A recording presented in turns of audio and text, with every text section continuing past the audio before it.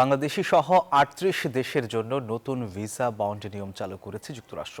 এতে ৩৮ দেশের ভিসা আবেদনকারীদের গুনতে হবে অন্তত $১৫,০০০ মঙ্গলবার এক পোস্টে মার্কিন স্টেট ডিপার্টমেন্ট জানায়, ভিসা বন্ড নিয়ম অনুসরণ করেই B1 ও B2 ভিসার জন্য আবেদন করতে হবে। তবে প্রবেশাধিকার না পেলে সম্পূর্ণ অর্থ ফেরত দেওয়া হবে।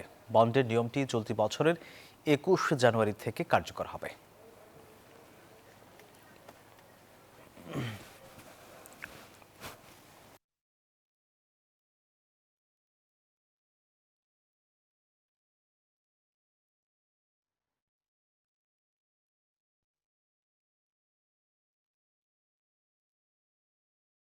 দর্শক, এই বিষয়ে আরো খবর জানাতে নিউ ইয়র্ক থেকে এই মুহূর্তে সরাসরি যুক্ত হচ্ছেন আমাদের সহকর্মী আরিফুর রহমান।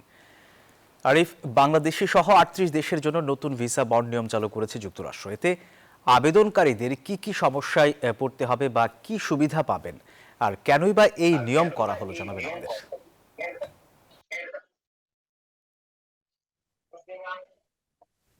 আমি প্রথমে যে কথাটি বলতে চাই যে সত্যিকার অর্থে এখানে কোনো সমস্যা সৃষ্টি হবে না।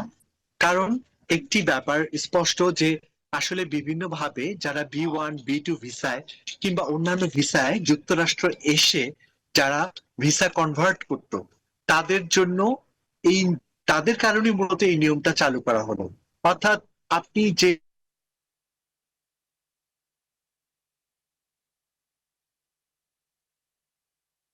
করেছে মোট ৩৮ দেশের মধ্যে বাংলাদেশিদেরও এই প্রবণতাটা প্রকটভাবে দেখেছে তারা, যার জন্য যেটা হয়েছে যে বাংলাদেশিদেরও এর কোটার মধ্যে পড়ে গেছে।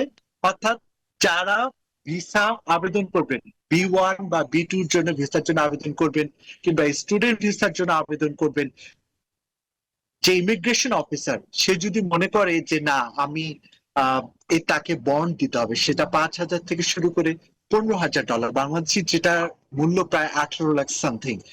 এটা ভিসা অফিসারের উপর নির্ভর করবে যে আসলে কাকে কতটুকু বন্ড দিতে হবে।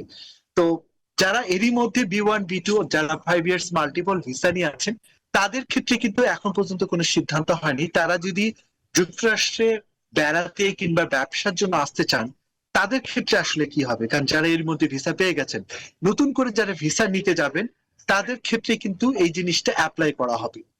আর আরেকটি বিষয় যেটা আমি বলতে চাই সেটা হলো যে আহ এখানে আসার পরে যে আপনি যখন এটাকে মানে কোনোভাবে যদি আপনি এখানে ওভার স্টে করেন, যে টাকাটা ওখানে জমা আছে সে টাকাটা কিন্তু আপনি পাবেন না, এটা যুক্তরাষ্ট্র গভর্নমেন্ট দিয়ে দেবে।